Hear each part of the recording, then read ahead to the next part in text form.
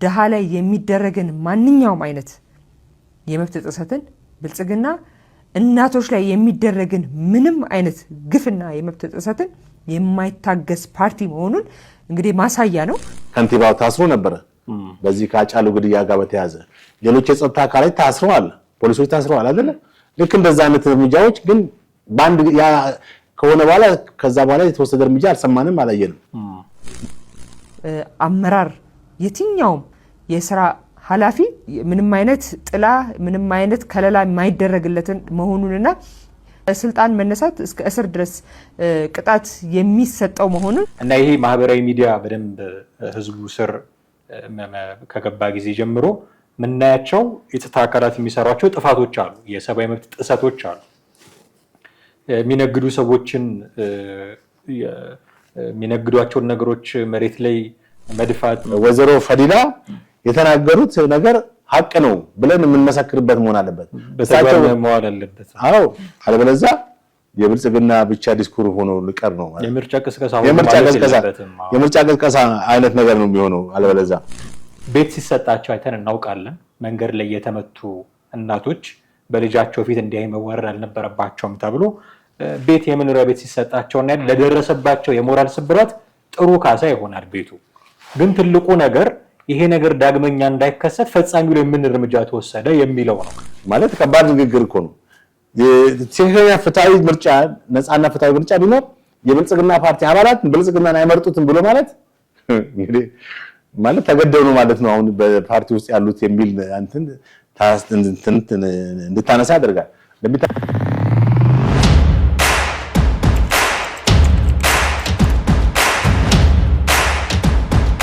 ሰላም እንዴት አላችሁ ውድ ቤተሰቦቻችን? ይህ ዘኢትዮጵያ የዩቲዩብ ቻናላችን ነው። ከጥላሁን አክሊሉ ጋር በወቅታዊ ፕሮግራማችን ተመልሰን መተናል። አማሃ ደገፋ ነኝ። በዛሬው ፕሮግራማችን ኢትዮጵያ ውስጥ የሚፈጸሙ የሰብአዊ መብት ጥሰቶችን በተለይም የመንግስት ጸጥታ አካላት በሆኑ አንዳንድ ሰዎች የሚፈጸሙ የሰብአዊ መብት ጥሰቶችን አስመልክቶ ወይዘሮ ፈዲላ የብልጽግና ፓርቲ ህዝብ ግንኙነት ዳይሬክቶሬት ዳይሬክተር የሆኑት ያስተላለፉት መልእክት አለ። ይህንን መልእክት መሰረት አድርገን ነው ዛሬ ከባልደረባዬ ጥላሁን አክሊሉ ጋር ቆይታ የምናደርገው። እስከ ፕሮግራማችን ፍጻሜ ድረስ አብራችሁን ትቆዩ ዘንድ የአክብሮት ግብዣችን ነው። ጥሌ እንዴት አለ? ሰላም ነኝ፣ እግዚአብሔር ይመስገን። ከቅርብ ጊዜ ወዲህ ትኩረት እየሳቡ ነው ወይዘሮ ፈዲላ። ወይዘሪት እርግጠኛ አይደለሁም። እንግዲህ የተለየ ነገር ካለ ርምት እናደርጋለን፣ ግን በዚሁ እንቀጥላለን። ባለፈውም ሰሞን ከምስጢረ ስላሴ ጋር እንዲህ የቃላት ሰጥ አገባ ነበረ። በዚሁ በወቅታዊ ፕሮግራማችን ሽፋን መስጠታችን ይታወሳል። አሁን ደግሞ የመንግስት የጸጥታ አካል ሆነው ኢሰብአዊ የሆነ ድርጊት በሚፈጽሙ ሰዎች ላይ ፓርቲያችንም መንግስትም ይህንን አይታገስም የሚል እንደው መግለጫ መሰል ነገር አስተላልፈው አየን። እሱን ነው መነሻ አድርገን የምናወራው። ተመልካቾቻችን ግን ምን ላይ እያወራን ግልጽ እንዲሆንላቸው ቪዲዮውን እንጋብዛቸውና እሱን ተከታትለው ሲመለሱ እኛ ፕሮግራማችን የምንቀጥል ነው የሚሆነው። እንዴት ናችሁ? እስኪ ይህንን ቪዲዮ አይተን እንመለስ። እንዴት እንዳደረጉት አዲስ አበባ ፖሊስ እናቴ እንደበደበብኝ የምሬን ነው የምላችሁ። እንደዚህ አይነትና መሰል ነገሮችን ስልጣንን ተገን በማድረግ መንግስት የሰጣቸውን ኃላፊነትን ተገን በማድረግ ዜጎቻችን ላይ የሚደረግን የሰብአዊ መብት ጥሰት መንግስታችንም ፓርቲያችንም አይታገስም። መሰል ቪዲዮዎች ከፍተኛ አመራሮቻችን በተለያየ ሜተድ ከህዝብ ያለውን ቅሬታ ያለውን ስሜት ይሰማሉ። ያንን በተደጋጋሚ ነግረናል። ብዙ ጆሮ ነው ያላቸው። አንደኛው እንግዲህ አሁን አብዛኛው ነገር የሚካሄድበትና በርካታ ዜጎች የሚጠቀሙት የዲጂታል ሚዲያ ነው። ሲደርስ ደግሞ ኢሚዲየትሊ ዛሬ እንዳያችሁት የአዲስ አበባ ከተማ ፖሊስ አጠቃላይ ሪፎርም ነው የተደረገው ማለት ነው።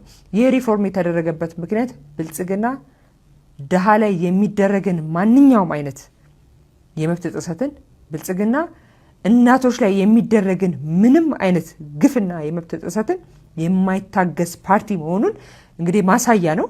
ማሳያ ብቻ ሳይሆን አሁንም ቢሆን ልክ እንደዚህ አይነት ስልጣን አለን በማለት መንግስት የሰጣቸውን ኃላፊነት አቢዩዝ በማድረግ ያንን በመጠቀም ዜጎችን የሚያንገላቱ ዜጎች ላይ እንደዚህ አይነት ጥቃት የሚያደርሱና ስልጣንን ባልተገባ መንገድ የሚጠቀሙ የትኛውም አመራር የትኛውም የሥራ ኃላፊ ምንም አይነት ጥላ ምንም አይነት ከለላ የማይደረግለትን መሆኑንና ስልጣን መነሳት እስከ እስር ድረስ ቅጣት የሚሰጠው መሆኑን ሁሉንም የሚያነቃ ሁሉም የሚማርበት ነው።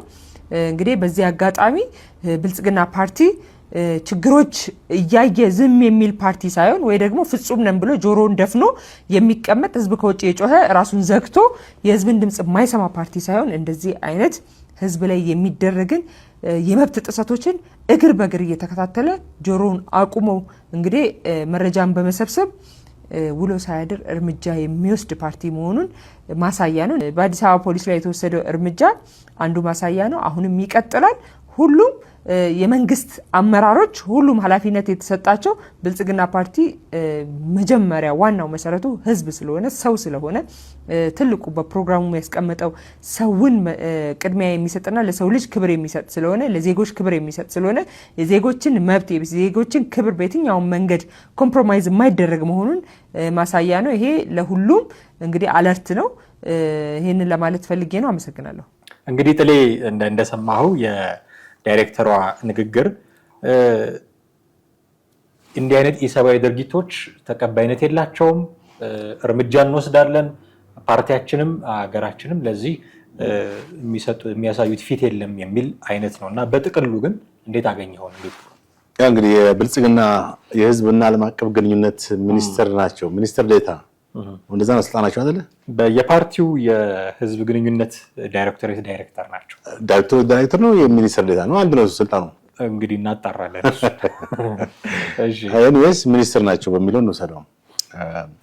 በህዝብ ግንኙነትና ዓለም አቀፍ የህዝብና ዓለም አቀፍ ግንኙነትም ስለሆኑ ነው መግለጫ ማውጣት ያለበት። በመጀመሪያ ይሄ መግለጫ ሊያወጣ የሚገባው ማን ነበረ? ፖሊስ ኮሚሽነሩ ነው አይደለ? በቀጥታ የሚመለከተው። ምክንያቱም እንደዚህ አይነት እርምጃ እንወስዳለን በሚል ቀጥታ የሚመለከተው ማን ነው? የጸጥታ አካሉን የሚመሩ ሰዎች ናቸው። ምናልባት የአዲስ አበባ ፖሊስ ኮሚሽነር፣ የፌደራል ፖሊስ ኮሚሽነር ሊሆን ይችላል። በአጠቃላይ ነው የአዲስ አበባ ፖሊስ ኮሚሽነር ሁለቱንም ያካተተ ነው። ስለዚህ በነሱ የወጣ ነገር አልሰማውም። ምናልባትም በፓርቲ ውስጥ እሳቸው የራሳቸውን ኦፒኒየን አይደለም የተናገሩት። ኦፒኒየን ነው እንዴ? አይ እንደ ፓርቲ አቋም ነው። እንደ ፓርቲ አቋም ነው የወሰዱት። እርምጃ እንወስዳለን፣ ዜጎቻችን ላይ የሚደረግ መሰል ጥሰቶችን ፓርቲያችን አይታገስም ነው ያሉት። እንግዲህ ከዚህ ጋር በተያያዘ በአዲስ አበባ ፖሊስ ሪፎርም ተካሂዷል አይደለ? ሪፎርም ተካሂዷል። ኮሚሽነሩ ተቀይሯል። ጄኔራል አስራት ዴኔሮ ሆነዋል። ምናልባት እሳቸው ከተናገሩ በኋላ ነው ይሄ ነገር የተካሄደው። ምናልባት የመቀየሩ አንዱ ምክንያት ይሄ ሊሆን ይችላል ብለው ሰዎች ኦፒኒየን ራሳቸውን አስተያየት ሰጥተዋል። እና እንግዲህ ቪዲዮን አይተሃል። አንድ ግለሰብ እናቱ ላይ በደረሰ ጥቃት ነው አንድ ፖሊስ እሱን መነሻ አድርገው ነው ያ ፖሊስ እርምጃ ተወስዶበታል ወይ? እሱን ነው እኮ አሁን ግልጽ ማድረግ የሚገባቸው። ስፔሲፊካሊ ይሄንን ኬዝ ያደረሰው ሰው ማን ነው? ያደረሰው ፖሊስ ማን ነው? ለህዝብም ይፋ አልተደረገም። ታስሯል ወይንስ ከበስራ ተባሯል? ምንድነው? እና እሳቸው እንደተናገሩት እንግዲህ ስልጣን አለን ብለው በስልጣናቸውን ባልተገባ ሁኔታ ወይም አቢዩዝ የሚያደርጉ የባለስልጣናቶች ነው ያሉት። የህግ አካላትን ብቻ አይደለም፣ ባለስልጣናቶችም ከዚህ በኋላ ፓርቲያቸው የማይታገስ መሆኑን ብልጽግና መንግስታቸውም ሆነ ብልጽግና ፓርቲ የማይታገስ መሆኑ አይነተኛ ማሳያ ነው አሉ። አሁን አይነተኛ ማሳያ ነው ማለት ምንድነው? ያ ሰው ተባሯል ማለት ነው። እርምጃ ተወስዶበታል ማለት ነው። ጥሩ ነው። እንደዚህ ግን ስሙ ተጠቅሶ የተወሰደበት እርምጃ ምን እንደሆነ ተጠቅሶ ቢሆን ጥሩ ነው። በደፈናው አይነተኛ ማሳያ ነው በሚል ገልጸዋል። ከስልጣን መነሳት እስከ እስር ድረስ ቅጣት ይሰጣል ብለዋል። የህዝብ ግንኙነቱ ዓለም አቀፍ የህዝብ ግንኙነት ዋናዋ ሚኒስትር ዴኤታዋ ማለት ነው ወይዘሮ ፈዲላ ጥሩ ነው የተናገሩት ንግግር ትክክለኛ። አንድ ፓርቲ አንድ መንግስት ሊያከናውናቸው ህዝብን ሰላም የህዝብን ደህንነት ከመጠበቅ አንፃር ሊወስዳቸው የሚችላቸው ተግባራቶች ነው የተናገሩት። እነዚህ ነገሮች ተጨባጭ ተግባራቶች ናቸው ወይ የሚለው ደግሞ በስፋት የምንመለከተው ሊሆን ይችላል። ወይንም በዛ ነገር ላይ በየትኞቹ እንትኖች ላይ ነው እርምጃ የተወሰደው? ያልተወሰደባቸው ነገሮች የሉም ወይ? ሰፋ አድርገን ስንመለከተው አሁን ብልጽግና ፓርቲ ባለፉት 7 ወይም 8 ዓመታት ወደ ስልጣን ከመጣ ጀምሮ በአገሪቱ የመብት ጥሰቶች ምን ደረጃ ላይ ናቸው? የመብት ጥሰቶች ስትል የራሳቸው የመንግስት የህግ አስከባሪዎች ባለስልጣናት በተለያዩ ባለስልጣናት ስንል በተለያዩ በወረዳም ደረጃ በዞን ደረጃ ያሉ በክልል ደረጃ በፌደራል መንግስት ውስጥ ሆነው ህዝብ ላይ ጥቃት ሲደርስ ዝም ብለው ያሉ ወይም ተባባሪ የሆኑ ባጭሩ ለምሳሌ በሻሸመኔ የዛሬ 4-5 ዓመት በፊት ታስታውሳለህ ከንቲባው ታስሮ ነበር በዚህ ከአጫሉ ግድያ ጋር በተያዘ ሌሎች የጸጥታ አካላት ታስረዋል ፖሊሶች ታስረዋል አይደለ ልክ እንደዛ አይነት እርምጃዎች ግን ባንድ ያ ከሆነ በኋላ ከዛ በኋላ የተወሰደ እርምጃ አልሰማንም አላየንም ግድያዎች ተከስተዋል ጥቃቶች ተከስተዋል በዚህ በምዕራብ ኦሮሚያም ወለጋ አካባቢ በአምቦ በተወደዛ አካባቢ ብዙ ጥቃቶች ተከስተዋል በአማራ ክልልም እንደዚሁ የተከሰቱ ጥቃቶች አሉ የትኛው ባለስልጣን በህግ ፊት ቀርቦ ጥቃት ተሰጠው የትኛው የፖሊስ አመራር ኃላፊ ተይዞ ያጠፋው ጥፋት ተነግሮ ለህዝብ ለፍርድ ቤት ቀረበ ውሳኔ ተወሰነበት የሚለው ብዙ መረጃ የለንም አሁን ይሄ ፖሊስ ብቻ ላይ ነው እሳቸው እንግዲህ ምናልባት ቪዲዮውን እሳቸው ራሳቸው ለቀው አስተያየት የፓርቲው አስተያየት ነው እንግዲህ ብለን ካልን ያንን እንትን ያሉት ብልጽግና እያየ ዝም የሚል ፓርቲ አይደለም የተለያዩ ሰዎች ጉዳትን እያየ ጆሮ ዳባ ልበስ የማይል ፓርቲ ነው ብለዋል ጥሩ ነው ይሄ ማለታቸው የመንግስት ኃላፊነትም ይሄ ነው መንግስት ዝም ብሎ ልማት ላይ ብቻ መስራት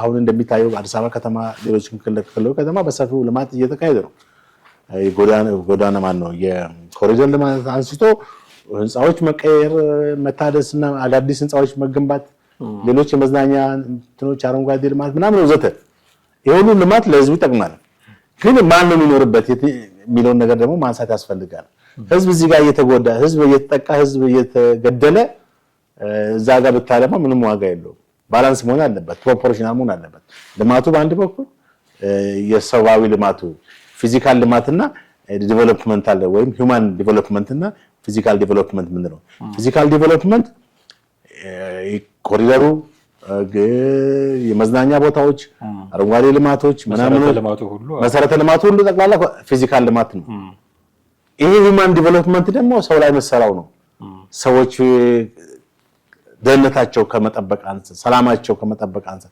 ነፃነታቸው ዲሞክራሲያዊ መብታቸው መሳሰሉትን እንዲጠበቅ ማድረግ የሚችለው መንግስት ነው የታጠቀ ኃይል ነው ሰዎች ራሳቸውን ሊጠብቁ አይችሉም ስለዚህ ሃርድዌር ላይ ነው እንጂ ሶፍትዌር ላይ ገና ነው እና ምንድነው ሰው እኮ ራሱን መከላከል አይችልም እኛ ራሳችን መከላከል አንችልም የታጠቀ ኃይል መጥቶ ሊያስቆመን ይችላል መንገድ ላይ እጅ ወደ ላይ ሊሆን ይችላል ምንም ማድረግ አይችልም እጅ ወደ ላይ እንላለን ያለን እዚህ ጋር ዱባር ካለ ዱብ ማድረግ ነው ሌላም ካለ መስጠት ነው አይደል እንዴ ስለዚህ ሰው ራሱን መከላከል መሳሪያ ያልታጠቀ ሰው ራሱን መከላከል አይችልም ባጭሩ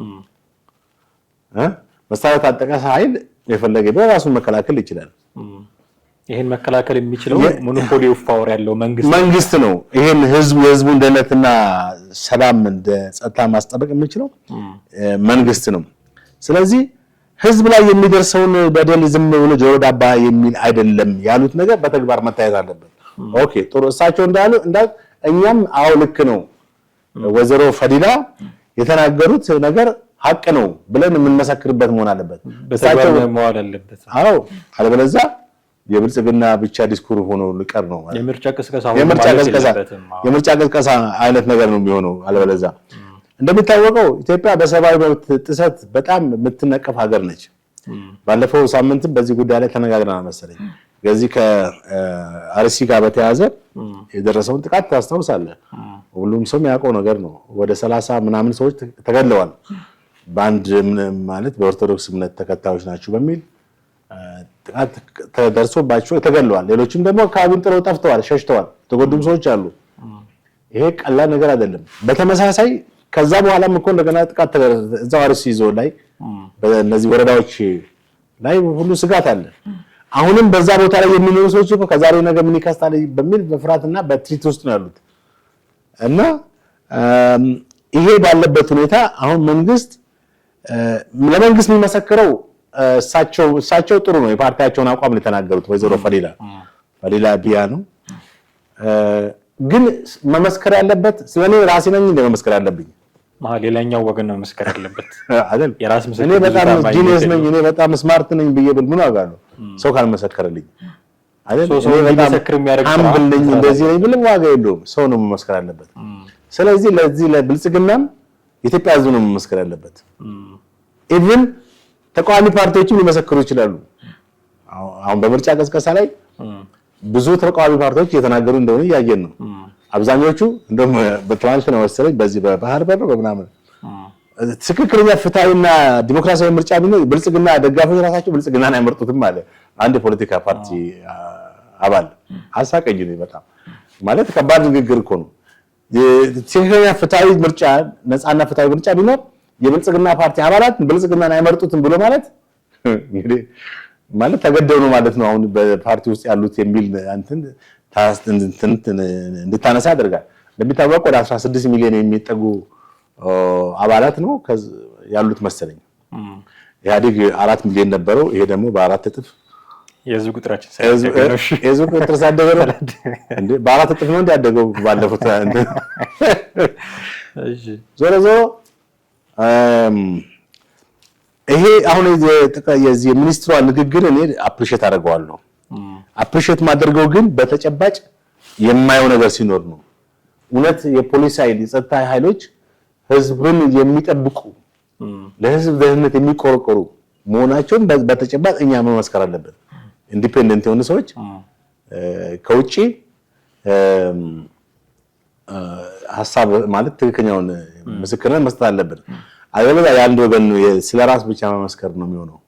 እንደዛ ነው ማየት ያለብን ነገሮች አሉ። አሁን አንዳንድ ጊዜ አስተውለን ከሆነ ለምሳሌ ቅድም ያየነው ቪዲዮ ላይ ራሳቸው ወይዘሮ ፈዲላም ካቀንጭበው እንዳሳዩት እናቴን እየመታብኝ ነው የጸጥታ አካል የሚል ወቀሳ አይነት ነገር ነው እና ይሄ ማህበራዊ ሚዲያ በደንብ ህዝቡ ስር ከገባ ጊዜ ጀምሮ ምናያቸው የጸጥታ አካላት የሚሰሯቸው ጥፋቶች አሉ፣ የሰብአዊ መብት ጥሰቶች አሉ። የሚነግዱ ሰዎችን የሚነግዷቸውን ነገሮች መሬት ላይ መድፋት፣ ነጋዴዎቹን መምታት፣ አላግባብ በሆነ ምናልባት ጥፋት አጥፍተው ሊሆን ይችላል፣ ግን ህጋዊ ፕሮሰስ አለ፣ በዛ ነው እንዲሄዱ ኤክስፔክት የምናደርገው። ግን ከዛ ውጪ በሆነ መንገድ ትሪት ሲያደርጓቸው በተደጋጋሚ ጊዜ እናያለን። እናቶችን ልጅ ያዘሉ እናቶችን ሲመቱ፣ በጣም ዘግናኝ በሆነ መንገድ ሲመቱ ሁሉ እናያለን። ከዚህ በኋላ ግን የምናያቸው ነገሮች እና ለህዝብ አድሬስ የሚደረጉት ነገሮች በትክክል አድሬስ መደረግ ያለበት ነው ወይ የሚለው ላይ አሁን ጥያቄ አለኝ። በእርግጥ ቤት ሲሰጣቸው አይተን እናውቃለን። መንገድ ላይ የተመቱ እናቶች በልጃቸው ፊት እንዲህ መወረድ አልነበረባቸውም ተብሎ ቤት የመኖሪያ ቤት ሲሰጣቸውና ለደረሰባቸው የሞራል ስብራት ጥሩ ካሳ ይሆናል ቤቱ። ግን ትልቁ ነገር ይሄ ነገር ዳግመኛ እንዳይከሰት ፈጻሚው ላይ ምን እርምጃ ተወሰደ የሚለው ነው። በጊዜ ሂደት በጣም በርካቶች ሊማሩባቸው የሚችሏቸው ነገሮች አላየንም። ምክንያቱም የሶሻል ሚዲያ በተለይም ቲክቶክ የሚባለው ፕላትፎርም ከመጣ በኋላ በተደጋጋሚ የምናያቸው ነገሮች ናቸው። የጸጥታ አካላት እንዲህ አይነት የመብት ጥሰቶችን ሲያደርሱ እናያለን። ሁሉንም ማለት አንችልም፣ አንዳንዶች ናቸው። በጣም በርካቶቹ በተገቢው መንገድ ሲያገለግሉ መናያቸው ሊመሰገኑ ይገባሉ። የእነሱን ክሬዲትን መንሳት አስፈላጊ አይደለም። ግን እንዲህ ደግሞ ህገወጥ በሆነ መንገድ የሚንቀሳቀሱ በጣም በርካቶች ናቸው። እነዚህ ሰዎች ላይ ምን እርምጃ ተወሰደ? ህዝቡ ኢንፎርሜሽን አለው ወይ ስለዚህ ጉዳይ? የተጠቃችው ሴት ቤት ማግኘቷ እሺ ጥሩ ነው፣ ለሞራል ስብራቷም ካሳ ሊሆን ይችላል። ግን ዋናው ስራ ለተጠቃችው ሴት ቤት መስጠት አይደለም። እሱ ፍትህ አይደለም። የሞራል ካሳ ሊሆን ይችላል፣ የስሜት ስብራቱ ሊጠግን ይችላል፣ ግን ፍትህ አይደለም።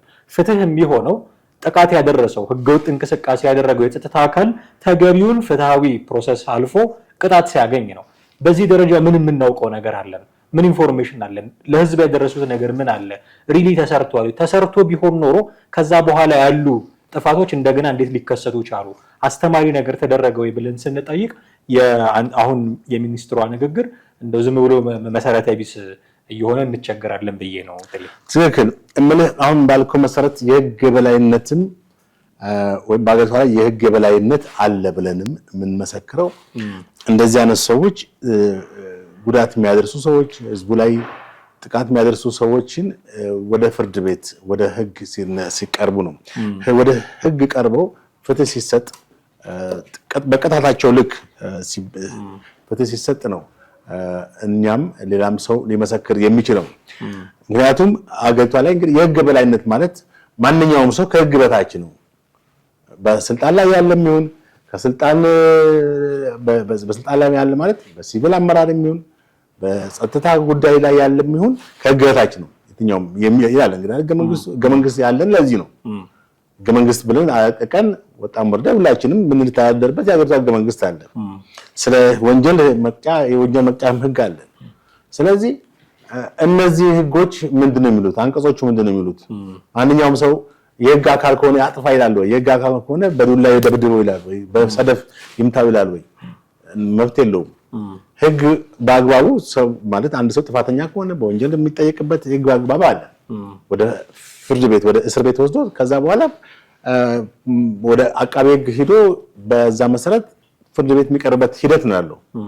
ቅጣቱ በዳኛው ተወስኖ በእስርም ከሆነ በሌላ መንገድ የሚቀጣበት ሁኔታ ነው ያለው። ከዛ ውጪ ግን ቶርች በማድረግ አላስፈላጊ ሰውን በጣም በሚያሰቃይ ሁኔታ ጉዳት ማድረስ የመሳሰሉ ነገሮች ኢትዮጵያ በዓለም አቀፍ ያላትን የሰብአዊ መብት ጥሰት የበለጠ ኢንክሪዝ የሚያደርግ ነው። እስካሁንም ጥሩ ገጽታ የለንም በዓለም አቀፍ ደረጃ። እንግዲህ እኚህ ሚኒስትር ብልጽግና ዋና መሰረቱ የዜጎች ክብር ነው፣ የዜጎች መብት ነው ብለዋል በንግግራቸው ላይ ቪዲዮ ላይ እንደሰማ ነው። የዜጎች ክብር እና የዜጎች መብት ማለት ሰው ክቡር መሆኑን ሰው ክቡር እንደሆነ የዓለም አቀፍ ህግም የሰብአዊ መብት ጥሰት ማለት የሰብአዊ መብት የምትለው ሰዎች ከእግዚአብሔር የተሰጣቸው የመኖር መብት ነው እንጂ እየቆነጠርክ የሰብአዊ መብት የምትሰጠው ነገር የለም። በቃ ሰው የመኖር መብት አለው። ጥቁርም ይሁን ነጭ በየትኛውም ማህበረሰብ ውስጥ ስለተማረም ስላልተማረም ደሃም ስለሆነ ሀብታም ስለሆነ አይደለም። ማንኛውም ሰው በህይወት የመኖር ነፃነት አለው። በቃ ያንን የመኖር መብቱን ልትገፋው አትችልም። ይህ ማለት የዜጎች ክብርን የዜጎችን የመኖር መብት መጠበቅ ነው። መንግስት ደግሞ እነዚህ ሲዋቀርና ራሱን በአንድ ስትራክቸር አድርጎ እንትን ሲል አገር ሲመራ የተለያየ ተዋረዶች በስልጣን ላይ ያሉት አይደለ? አንዱ የጸጥታ አካላት ናቸው። እነዚህ የጸጥታ አካላቶች ሰውን እንደ ከብት መደብደብና በያዙዱላ እንደው ጀርባውን መቀጥቀጥ የለባቸውም። ከዛ ይልቅ ወደ ፍርድ ቤት ወደ ትክክለኛ ፍትህ ሊያገኝበት የሚችል ቦታ ላይ መውሰድ ነው ያለባቸው እንጂ ራሳቸው የተለየ ጥቃት ማድረስ የለባቸውም። አሁን እንግዲህ መጨረሻ ላይ የመጨረሻ ሐሳብን እንትን ልበል ከሰዓታችንም አንፃር ማለት ነው።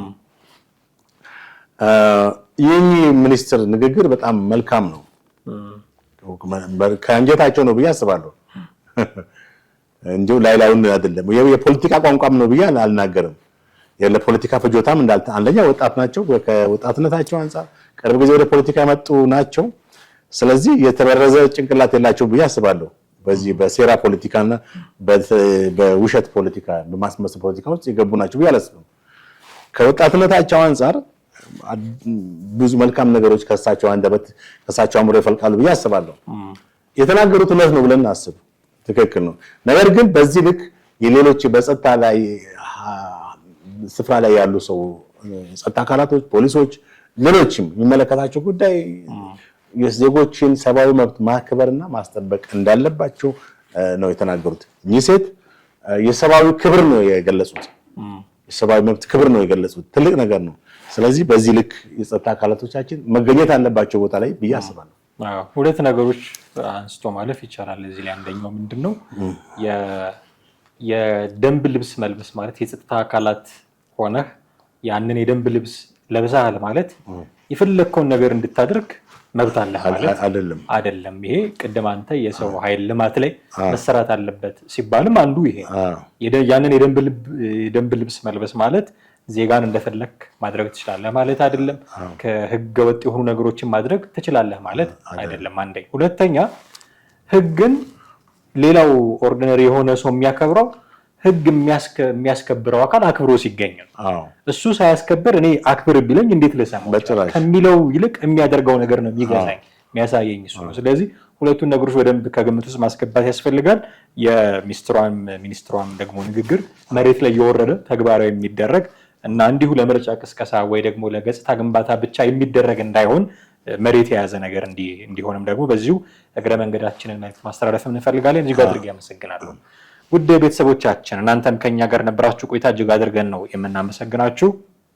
ሀሳብ አስተያየት እንደሚኖራችሁ ይጠበቃል። በተለመደው መንገድ ልታደርሱን ትችላላችሁ። ለሚቀጥሉት ፕሮግራሞቻችን ግብአት ስለሚሆነን እሱን ማድረጋችሁን አትዘንጉ። ጥላሁን አክሊሉና አማሃ ደግፋ ነበርን። የዛሬውን አበቃን። ጤና ይስጥልን።